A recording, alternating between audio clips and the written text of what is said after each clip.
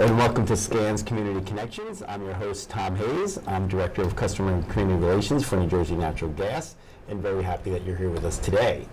We have a wonderful guest with us, the very lovely and talented Colleen Verriest, who's the CEO of Family and Children's Services. So welcome. Thanks, Tom, and that's a nice greeting. Thank you. Well deserved. Thank you so much. We've known each other for years, Yeah, and I know you do great work no matter where you are. Thank you. And how wonderful it is that you've landed at this wonderful organization, Family and Children's Services, at their 110th anniversary, which is pretty amazing. Right? Yeah, it's tremendous. So it's really an honor to be named the 18th CEO of Family and Children's Service. And as you mentioned, we're celebrating our 110th anniversary, which as a nonprofit is impressive, you know, to stand the test of time and to be able to celebrate this in a community where we started. Our roots take us back to 1909, when a group of community leaders recognized that there was a need to serve the impoverished. They had seen a group of children actually scurrying in the streets when toys fell off the back of a truck. And at the time they realized that even their neighbors weren't getting their needs met, and that was at the holiday time. So that really laid the foundation for a program that still exists today, which is Operation Sleigh Bells, and I don't know if you're familiar with that. Absolutely. So we are still running Operation Sleigh Bells, and we serve over 1,500 youth with that program annually, and it's grown, obviously, over the years. The original name of the organization was the Long Branch Society for the Improvement of the Poor. And so while the name has changed, our mission is still the same, to serve those most vulnerable in our community. Right, and I know your headquarters is still in Long Branch. Absolutely. Which is phenomenal, but you reach out to all over the county to help out and all that, right? So which is great. So how has the agency's history really impacted your vision as CEO? So I think the fact that Family and Children's Service has been able to be flexible and responsive and creative in meeting the needs of those in our community, that really influences my leadership style. I love being innovative, and my hope is that as CEO we will continue to move forward creating programs that respond to the emerging needs of those we serve, because they change. Yes. And so I think we have to continue to be flexible. This organization has, over 110 years, seen tremendous changes politically, geographically, economically, and despite all of that, we still are standing. So as CEO, my hope is that regardless of what's happening around us, we're able to shift and respond in a way that's going to meet whatever's showing up for those we serve. Right, which is amazing. Now, we know here at SCAN, we work with folks 50 and over. Sure. And some of those folks are considered seniors, or as we like to say, a little more mature adults. Yeah. And seasoned. Yes, seasoned. And I know we're experiencing a time frame in our country's history where our baby boomers are coming of age, and we have about 10,000 of them, right? That are reaching the age of 65 every day. Right. So that's 10,000 every day that are hitting the age of 65. Right. So I know that's a huge need. There's so much need out there. We at SCAN are trying to do what we can to help in terms of educating folks and keeping them engaged, and that healthy, learning about healthy lifestyles, all those great things. Right. But there's so much more that needs to be done out there. So what do you folks do? And I know you work with your seniors. Yeah, so at length, and we do recognize, as you said, that this is the largest growing population and people are living longer, right? So we have several programs that I'd want to mention. So our Community Support Services Department has a wide range of programs that allow people to, as they age, really remain in their home and to age in place with dignity. Right. And so with that, when there is the need to have additional supports, we have a program called the Medicaid Application Assistance Program that is a fee-for-service program, but it allows us to really navigate and support an individual going through the process, and it allows them to apply for long-term support services, Medicaid long-term support services, which can often be a daunting process for an individual. It requires a lot of legwork. Sure. So with that, we do provide that service individually if someone is inclined to sign up for that. In addition, we provide home care services, which allows our nursing staff and our certified home health aides to go out and provide support to those individuals, mostly elderly but also disabled, to help with the daily living skills so that those particular activities are supported, and again, for people to be able to age in place and remain at home. Right, okay. Yeah. And, you know, a lot of folks, approach that retirement age, and do I understand that in 2030 we expect like 1 in every 5 residents to be of retirement age Yeah. in this country? Yeah, it's staggering. Yes, right. it is amazing, right? Yeah. So we need to make sure we're really prepared and planning Programs to are in make place. sure. Yes, Yep. absolutely. So what other types of programs are geared towards our seniors at Family Children Services? So another program I think is worth noting is the State Health Insurance Assistance Program, which is known as SHIP more Okay, generally, yes, okay. right? And so this program is funded by the New Jersey Department of Human Services with additional assistance from the U.S. Administration for Community Living. I wanted to make sure I got that right, so I was Okay. referencing my notes. In that process, we don't promote one insurance carrier, but we do help individuals navigate the very complex Medicare process. Yes. And so I think, oftentimes we encounter individuals who come and just don't realize they have these services and these supports available to them. Right. And so the stories that we hear are just really heartbreaking at times, just not realizing what's available and what they can access and how they can save money. Right. One of the things that I'd want to share is that open enrollment begins October and Okay. runs through December 7th this year.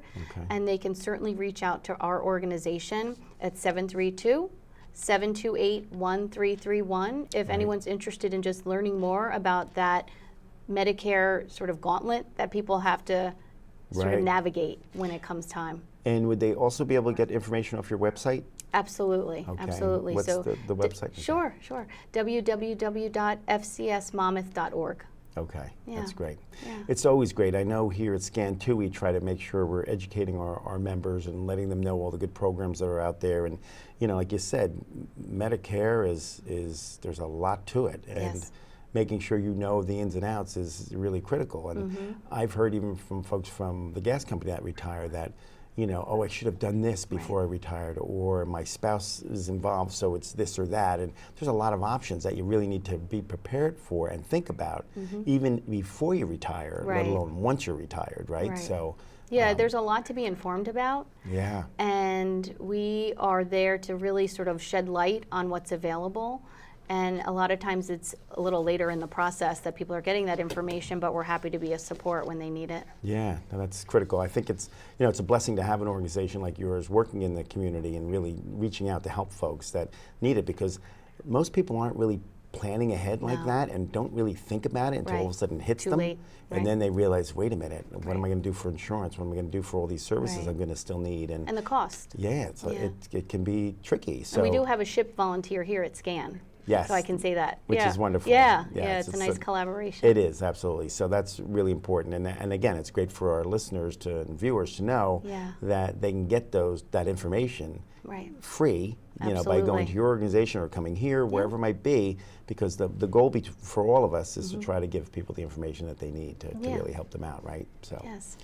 So as people age, many may, become vulnerable to scams and fraud and Yeah. things like that. I have to tell you my own story. My own mother got a call from somebody saying that my son, her grandson, was being arrested. Right. And they needed money. He didn't want to call his parents. He was in this whole rigmarole. And my mother was falling for it. Right. She was like, oh my gosh, anything to do to help her grandson. But she kept saying, but he could call his father. His father's very nice. It's so funny. So meanwhile, this other guy on the other end of the Right. phone is just trying to get money out of her. Sure. But I was shocked that it happened to her like Right. that. And she got nervous and called me right away and was like, what should I do? I'm like, Ma, it's a Thank scam. God she called you. Yeah, Right? yeah. Yeah. So Yeah, it those are happens. unfortunately happening quite a bit, and they're getting people at their most vulnerable time. Right. Someone they love is being held captive, Yeah, right? right. Yeah, it's scary. Yeah. And then or they say they're in an accident or something like Yeah, that and right, they need right. help. It's really scary. Yes. One of the things that we are charged with at FCS is we are the adult protective services provider for both Monmouth and Middlesex counties. And so as the adult protective services provider, we have to respond to any reports of exploitation, abuse, neglect, self-neglect, and it's really driven through legislative process. So, we're honored to be in that role, and certainly we have seen an increased number of calls over the last year. It's really staggering. Yeah, that's a shame. It's really a lot of responsibility. It is, but we have social workers that go out and are deeply committed and, have a tremendous amount of respect for the process and those involved. And so knowing that we're dealing with the most vulnerable, there's a lot of sensitivity and a lot of diligence that goes into really responding to those calls. Right, right. So, what can the average person do to avoid, or if they see an adult being abused, or be prepared to make sure that an older adult in their family doesn't become an abused or a victim of abuse? Really, the key, Tom, is knowing the risk factors, knowing the signs. If someone suddenly their behavior changes, their physical appearance changes, their physical condition, and then even their mental condition suddenly changes, or you're seeing this decline, I think it's really important to reach out and ask how someone's doing, inquire. And then if you're not getting an answer that feels good or reasonable, and there's still sort of a gut feeling of concern, or you're seeing evidence of concern, you really need to reach out. And you can find that phone number for the APS services at our website. Okay, yeah. which is great. So they can someone could make a call. Absolutely, and they should. Get some help in terms of what the next step might be. They may, probably talk to them and really try to figure out what's going on. Is it a health aide? Is it a neighbor? Is it a family member that's abusing this person? Or exploiting them. Right. Because you often hear that, people, it's, my son hit in hard times, and check after check after check is, they're draining them of all their savings. Sometimes we're getting calls from banks even, where they're recognizing that they're seeing a change in someone's bank account. And so that does happen. And so educating places like financial institutions and family members to look for signs, and that we're there. We are there to investigate. We don't, every call, I should say, is important. It's not, And what factors kind of contribute to folks getting into that position? Is it because they're home, sometimes they're alone? Sometimes. They become a victim because they're elderly and they're alone? And I think it depends on the situation. If there's history of trauma and abuse, people can be very vulnerable. I think, it's important to know a lot of times a mental health condition can contribute to that, potentially substance use. But in general, if someone is in a situation like that, it can't always be predicted because we can't control the behaviors of family members, of others, and really our job is to protect. So once a concern is brought to us, we have to respond, and we will address things through guardianship if needed. And so we have good relationships with our attorneys that we work with in the court system and other partners in our community. Great. So we're out of time, but if people wanted to help and volunteer, because I know volunteering is a big part of all this, and even keeping folks mentally alert and healthy and all that, right? So if they wanted to volunteer with you or learn more about those programs, give us that website again. www.fcsmonmouth.org. Okay, great. Well, I know this is wonderful. It's like a whirlwind. We go through these questions, but really appreciate your being here. Thank you. Family Children's Services is great, and I know your board members, including Deb Sleigh. I have to give a little plug to her. Put a shout out to Deb. You have a great team there behind Thank you. And really best of luck in your 110th year. Thank you. Thank you so much, Tom. Thanks for having me. Absolutely. And thank you for watching, and stay with us after this short commercial, and we'll be back with another wonderful guest. At the Save Green Project from New Jersey Natural Gas, we're bringing you rebates and incentives, including 0% APR financing, right on your natural gas bill to help make energy efficiency affordable. And with the possibility of no upfront costs and special incentives for moderate income customers, investing in equipment upgrades doesn't have to be out of reach. Go to SaveGreenProject.com for details on available rebates and incentives to help you upgrade to energy-efficient HVAC and water heating equipment. You could also be eligible for thousands of dollars in incentives for seal-up and insulation fixes. In the long run, you could be saving money on your energy bills, too. Visit us at SaveGreenProject.com. That's SaveGreenProject.com. All right, well, welcome back to Scans Community Connections. Again, I'm your host, Tom Hayes, and we're always happy to have you with us. And we're also always happy to have wonderful guests. And today is no exception, as we have Susan Mazzio, who's Executive Director of the Shore House. And a guest that she brought with her is Carrie Zablisky. So you're a member of Shore House. So Susan, welcome, and Carrie, welcome. Oh, thank you very much for having us. We're very happy to be here. Absolutely, it's a pleasure. So tell us a little bit about Shore House. Sure. So Shore House is a working community organization and that assists adults who live with mental illness. So when someone is diagnosed with a mental illness, they'll spend some time in the hospital getting stable, and then they'll move on to an intensive outpatient program.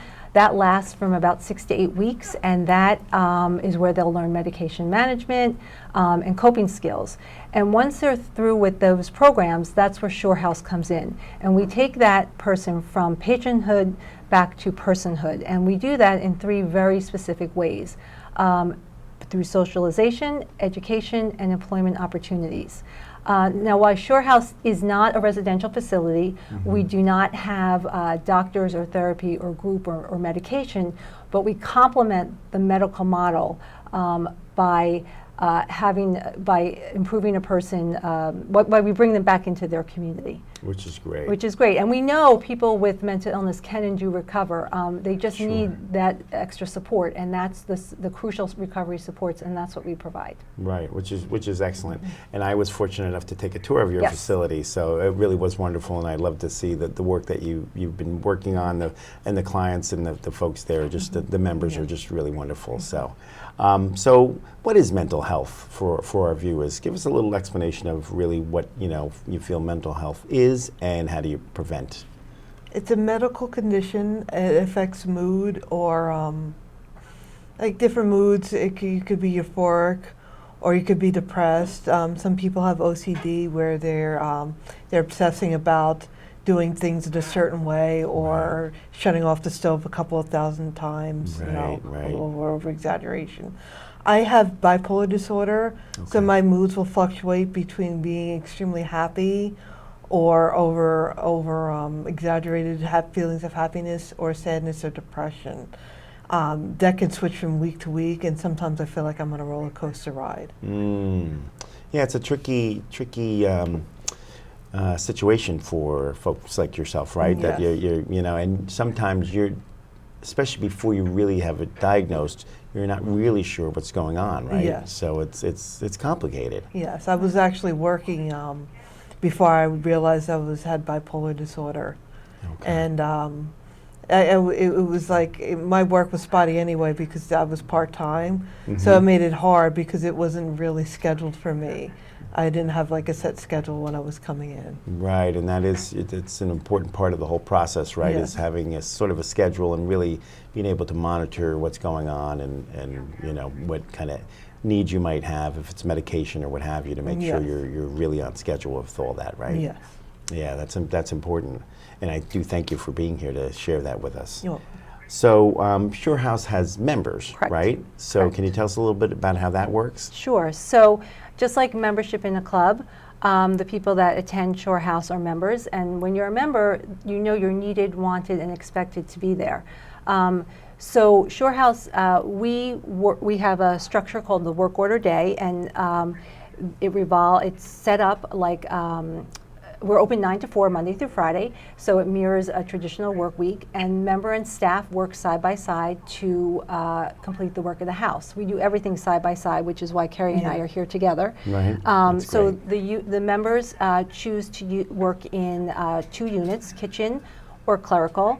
In the kitchen unit, they plan, shop for, and prepare a daily meal. They run our snack bar. We have a wellness component.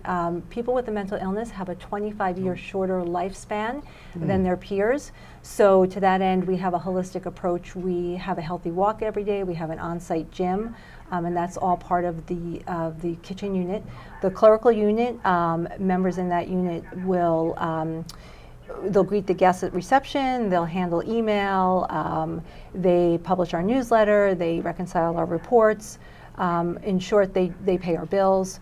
So it's a little bit more of the clerical end of things. Right. But this meaningful, purposeful work is what, at the end of the day, people feel accomplished, just like you or I, at the end of our workday, we feel accomplished. Right. And that's what builds self-esteem.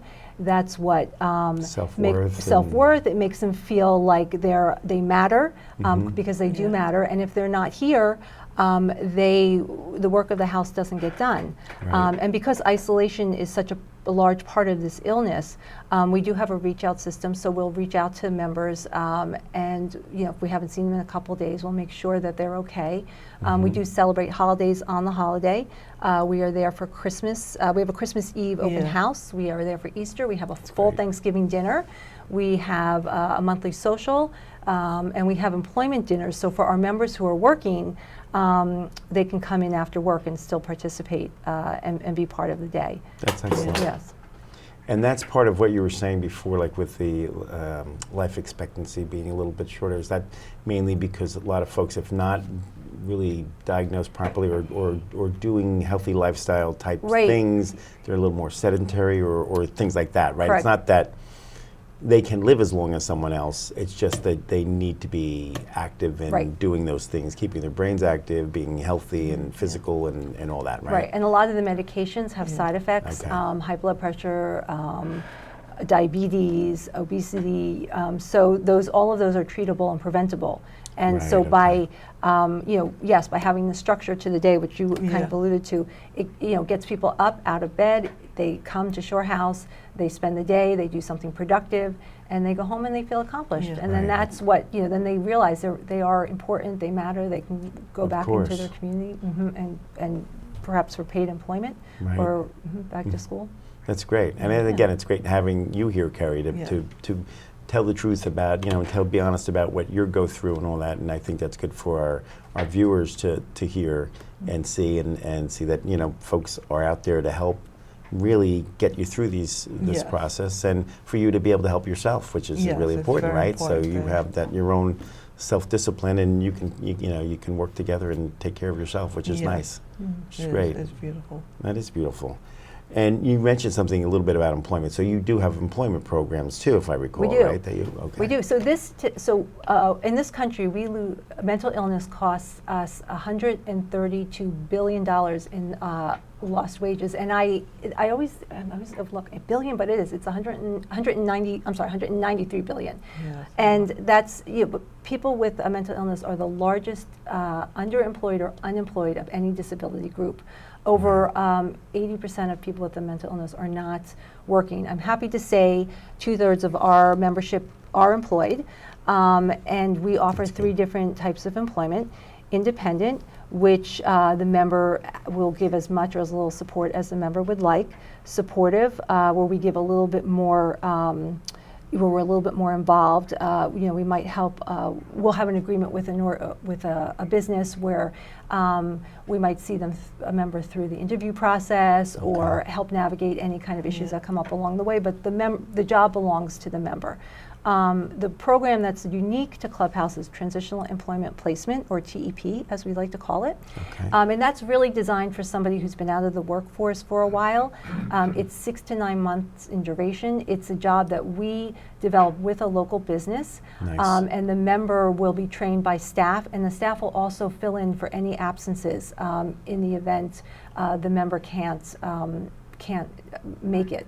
So the employer gets an enthusiastic employee, and they also get 100% coverage. So it's a really good, it's a win-win all the way around. It is. That's excellent. And That's I think really the other wonderful. benefit to that, to this program is people in the community get to interact with somebody living with a mental illness, and you might not, so it goes a long way to dispel a lot of the stigma and discrimination and misinformation that's out there. And there is, surrounding unfortunately, this. a lot of stigma There that is. Too goes. much. And I think, though, I hear more and more folks trying to get, rid of that stigma, and I think more and more people are being more open-minded to individual situations like that, which is healthy for all of us. It's true. 1 in 4 of us live, or one in 4 worldwide, 1 in 5 in this country live with a mental illness. So if you break that down, in Monmouth County alone, it's 126,000 people.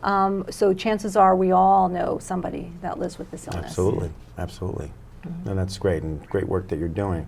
So I know you have an event coming up, the Art of Recovery. Yes. Is that right? Okay. So can you tell us Do a you little wanna bit talk about about that? Yes, we started that in 2012. Okay. We were at the Gallery U when it was still in Red Bank. Right. We've been at the Knowledge Bennett Gallery, the the Beauregard Gallery, Okay. and this year we have it in the Long Branch Library Oh, in wonderful. their newly renovated space. That's great. Newly renovated space is nice. We're It's a really nice library. It is, and we're really excited to be there because that's in our community. Shore House is located in Long Right Branch. in Long Branch, so it's nice. So, and one of the nice things about the event is just because you might not be an artist to create work, but there's something for everybody. So all the members participate, just like we talk about side-by-side Yeah. work. So members will create the contracts, they'll negotiate the terms with the venue, they'll create the marketing materials, Nice. they'll plan the opening event. Yeah. So there's something for everybody, which is really Frame nice. the pieces, Right, do frame the the name pieces. tags on it for the pieces. And then we all Excellent. participate in the opening night, which is really nice. And this year we sold over $800 worth of art, and Yeah. members 70% the members keep, and the 30% goes back to Shore House because we do the Marketing, advertising, yeah. the marketing, and the Right. Buying the framing frames and and things. the Yeah. mats. I think one of your pieces was sold, wasn't Two it? of Is that them. correct? 2 of them. Yeah. Wow. All right, Yeah. show off. That's great, though. That's really excellent. I love it. And I felt that when I did the tour, that Susan, you're very engaging, and you really are. You live the mission. And you're like a family member, it's not Yeah. like a job for you. You're really passionate about it, right? Yeah. So, Yeah. I saw that involvement at almost every step. That you have the individuals helping do the tour, and you just have everybody involved with everything, which is Yeah. great. That's how life is. Right, And, it is. and you're really doing a good job. I have Thank to say you. that. I'll say that publicly, right on Thank the air, you. that you really Well, are I have doing to a say, great job. I don't know. I feel like Great it's a privilege to work with all of you, with Yeah. Carrie. I mean, I've known Carrie a long time, Yeah. and members actually do the hiring. So when I was an intern, they interviewed me, and then they had to hire me. They interviewed me again, Yeah. or they actually had to go through the process again Yeah. when I came on as staff, and then Yeah. again when I stepped into the directorship role. Yeah. That's great. So, and they can be a tough crowd. Yeah. They ask some hard questions. Yes. Yes. So you're an accredited clubhouse, Yes. right? So Yeah. tell us a little bit about what that means. So the clubhouse movement actually started almost over 70 years over ago. 70 years ago, 1948 in New York. Yeah. So there were a group of men that were released from a psychiatric institution. They did not want to go back, so they met every day on the steps of the library, the New York City Public Library, as a way to keep themselves accountable and out of the hospital. And from those very humble beginnings, this clubhouse movement was born. And today there are over 300 clubhouses worldwide. There are 200 of them in North America. There are 22 in Pennsylvania, 13 in New York State. We are the first and only accredited clubhouse in New Jersey. We're very proud of that. Yes. It's our mission to have one in every county because it is a proven model. It's in the Substance Abuse Mental Health Administration's Registry of Evidence-Based Practices as proven to work in a very cost-effective way. There are lower incarceration rates and longer on-the-job tenure associated with this model. Great. And this very important fact, there are lower rehospitalization rates. And the reason why this is so important is 50% of people who live with a mental illness will be rehospitalized. And if you're constantly cycling in and out of Yeah. the hospital, Yeah, that's expensive. it's expensive. You cannot get any traction. You can't get any stability. I'm sorry to interrupt, but we're going to be running out of time. Oh. I just want to make sure if people wanted to get a hold of you, do you have a website or We something? do. Okay. www.shoreclubhouse.org. Or you can call it. Yes, and all our information, contact information is on there. That's great. Okay. Well, I want to thank you both for being here. Sorry we ran out of time No, because that's okay. I Yeah. love talking to you both. So we appreciate it. Maybe you'll come back another time. Yes, thank Yes. you. All right, Thank thank you. you. And thank you to our viewers for watching Community Connections. And we look forward to seeing you in the future. Take care.